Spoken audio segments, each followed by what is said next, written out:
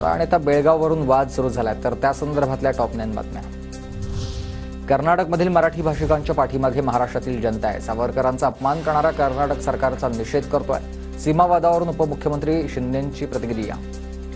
त्यांच्या सभागृहामध्ये स्वातंत्र्यवीर सावरकरांची प्रतिमा जी आहे ही काढण्याच्या बद्दल प्रयत्न सुरू आहे। स्वातंत्र्यवीर सावरकरांचा अपमान करणारे देखील कर्नाटक सरकारचा मी या ठिकाणी धिक्कार करतो, निषेध करतो। कर्नाटक पोलिसांनी ताब्यात घेतलेल्या महाराष्ट्र एकीकरण समितीच्या कार्यकर्त्यांची सुटका। बेळगावमध्ये महामेळावा घेण्याचा प्रयत्न केल्यानंतर पोलिसांनी धरपकड केली होती।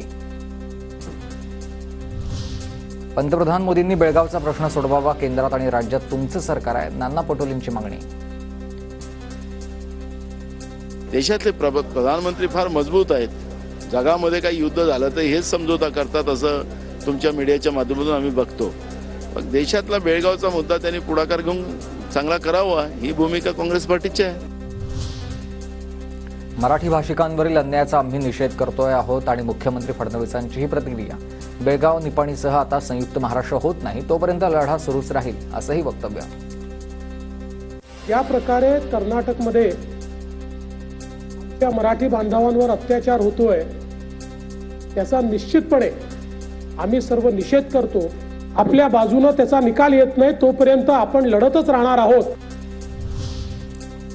बेळगाव कारवार केंद्रशासित प्रदेश करण्याचा ठराव घ्यावा, आदित्य ठाकरेंची मुख्यमंत्री फडणवीसांकडे पत्राद्वारे मागणी आहे।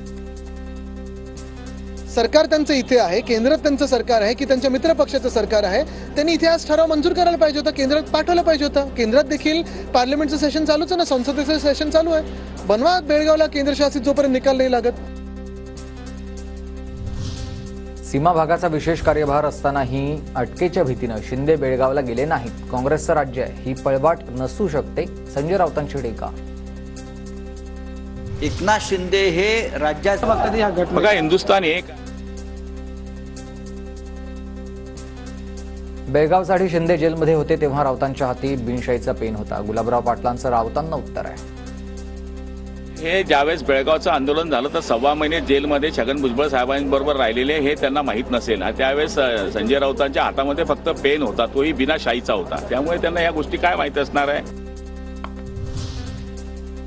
2 माजी मंत्री बेळगावला चर्चेसाठी जाणार आहेत। मराठी एकीकरण समितीसोबत बैठक होणार असल्याची माहिती आहे। शंभूराज देसाई आणि उदय सामंत हे जाणार असल्याची माहिती आहे।